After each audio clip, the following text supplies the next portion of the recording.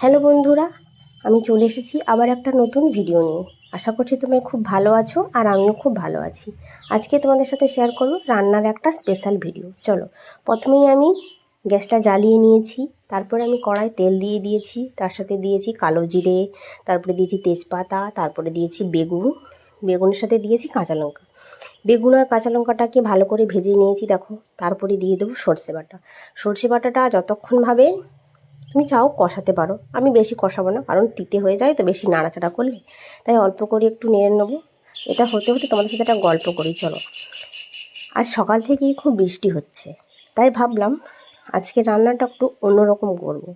তোমরা বুঝতেই পারছো আজকে আমি কি রান্না করতে চলেছি। দেখে অনেকেই অনুমান করে ফেলেছো যে আজকে দিদিভাই হয়তো কি রান্না করছে।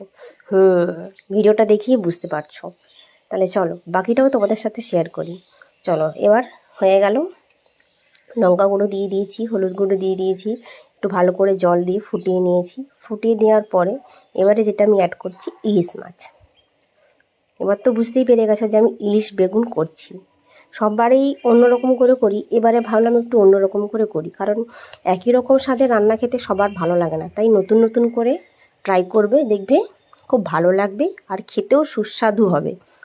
চলো, তোমাদের সাথে গল্প করতে করতে ততক্ষণ দেখো আমার রান্নাটা প্রায় কমপ্লিট হয়ে গেল। কি সুন্দর দেখতে লাগছে। এবার ওপর থেকে একটু কাঁচা সর্ষের তেল ছড়িয়ে দেব, যাতে ইলিশ বেগুনটার টেস্ট আরও হেভি সুন্দর হয়।